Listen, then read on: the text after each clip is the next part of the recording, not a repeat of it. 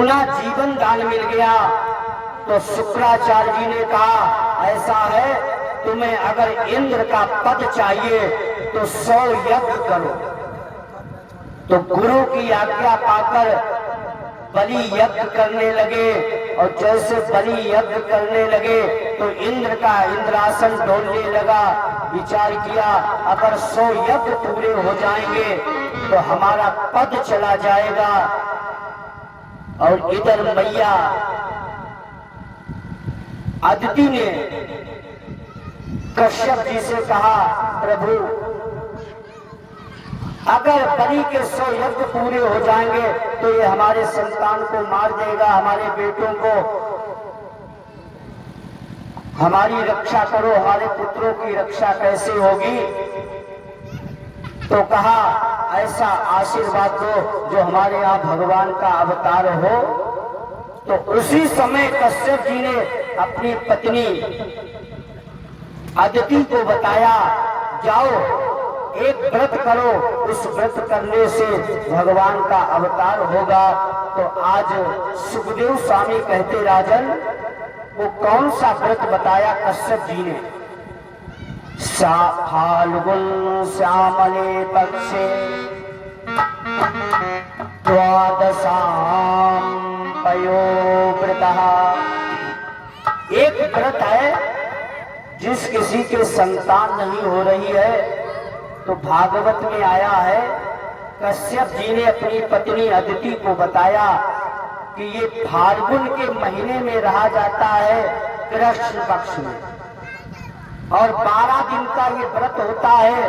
और ये 12 दिन का व्रत दूध पीकर किया जाता है। अगर नियम से करोगे तो लाभ 100% होगा, पर 12 दिन दूध ही पीना पड़ेगा, तब कठिन है।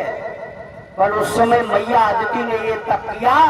समय आने पर इनके यहाँ पर वामन भगवान का अवतार हुआ। बोले वामन भगवान की। वामन अंगुल के वामन भगवान आए। मैया बड़ी प्रसन्न है, आज साक्षात ब्रह्म का अवतार हमारे यहाँ बेटा बन के आया। तो ब्राह्मणों के यहाँ यज्ञोपवीत होता है, नियम तो है 6 बरस 7 बरस 9 बरस 11 बरस तक यज्ञोपवीत, और लास्ट है 16 बरस तक यज्ञोपवीत हो जाना चाहिए। पर अब तो यज्ञोपवीत सब लोग भूल गए। शादी विवाह होता है तब यज्ञोपवीत धारण करते, फिर उतार के टांग देते हैं।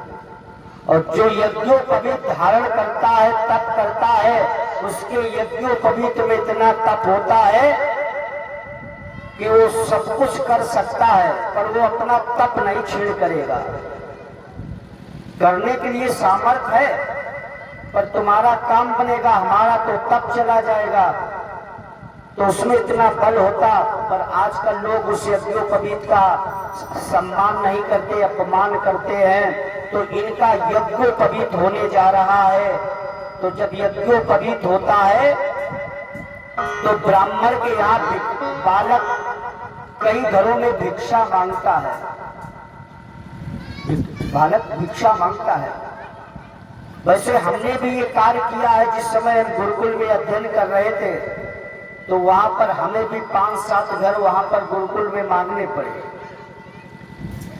गुरु जी को भिक्षा देनी पड़ी थी।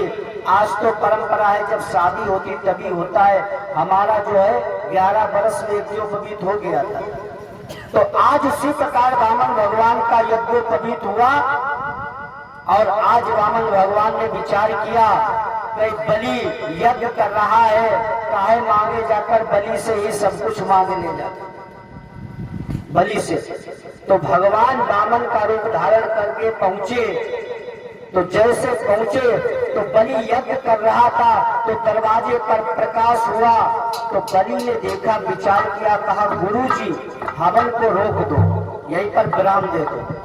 हमें लगता कोई याचक आया है दरवाजे पर भिक्षा लेने के लिए। गुरुजी ने कहा जाओ, जल्दी जाओ और जल्दी आना।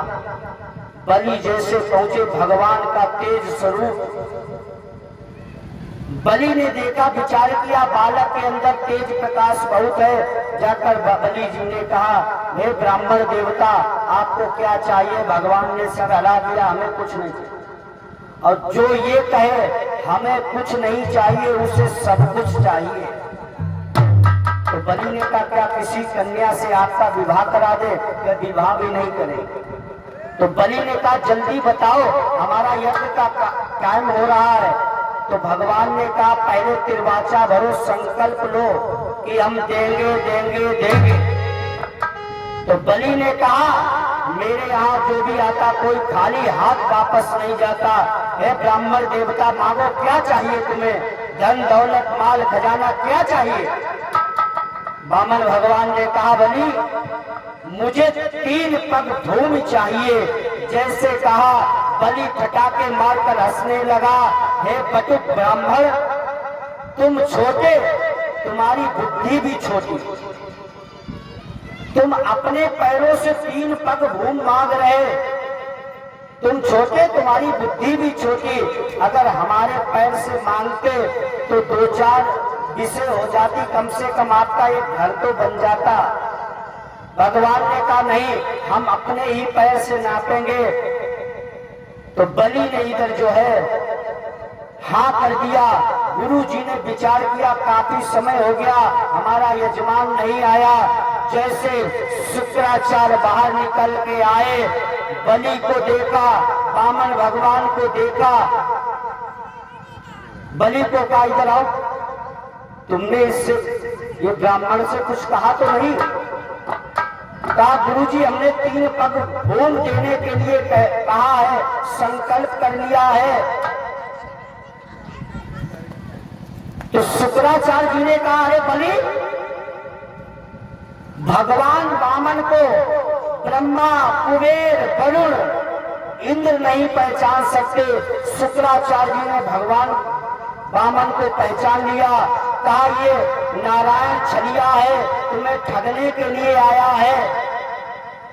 बलि ने कहा, गुरुजी, हमने अब ब्राह्मण को वचन दे दिया है, हम जरूर इनको भूमि देंगे।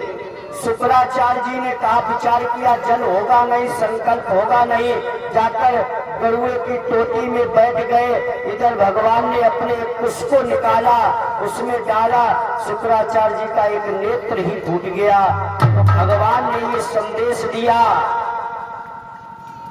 जो कोई दान कर रहा है उसमें जो व्यवधान करेगा, जैसे आपकी इच्छा है हमें देने की, और दूसरे ने कह दिया नहीं, कम कर लो, तो जैसे शुक्राचार्य ने विधान डाला है और भगवान ने नेत्र फोड़ दिया, उसी प्रकार कोई दान कर रहा है, कोई उसमें विधान करेगा तो उसकी शुक्राचार्य की तरह आंख फूट जाएगी। सोम ने पूछी सोम से, काहे को बदन मलिन, का गाठी से गिरे गयो, का कछुकाहू को दो। उसने कहा, ना तो हमारी गाठी से कुछ गिरा, ना हमने किसी को कुछ दिया, पर हमें ऐसा लग रहा अशोक यादव जी खूब खर्चा कर रहे, इस बात पर हमें बड़ा कष्ट हो रहा है। बोली गोविंद भगवान की जय। तो जो भी दान में विधान करता है उसका नेत्र फूट जाता है, पर समय पर फूटता है, तुरंत नहीं फूटता है। बोलिए गोविंद भगवान की जय।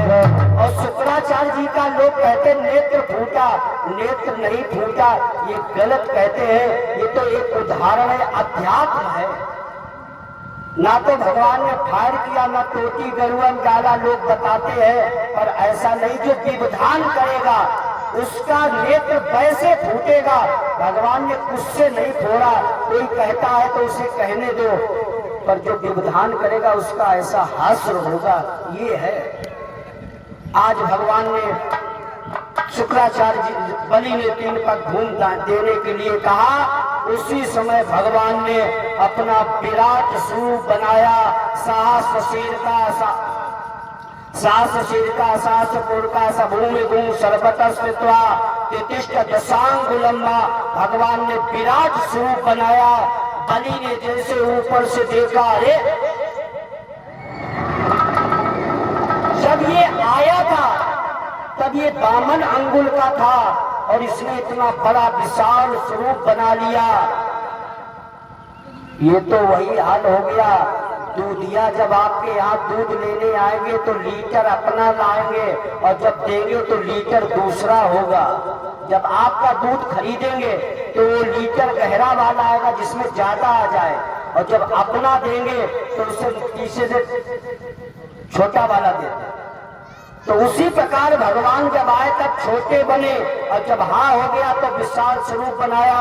भगवान ने पहले पैर में एक पद में सातों लोक नाप लिए। सुतल तलातल रसातल महातल अतल वितल एक पैर में। ऊपर के सातों लोक भूर स्वा महाजना तप और सातवां स्थान भगवान सप्तलोक में पहुंचा। ब्रह्मा जी ने देखा भगवान नारायण का चरण है और नारायण का चरण कमंडल में अंगूठे को धुला तो वहां पर गंगा जी का प्रादुर्भाव हुआ। बोले गंगा मैया की। जलवामन के तन से फिसल कर ब्रह्मा के कमंडल में है। जलवामन के तन से फिसल कर ब्रह्मा के कमंडल में है। पग पधारा तीन धारा एक नभ मंडल में है।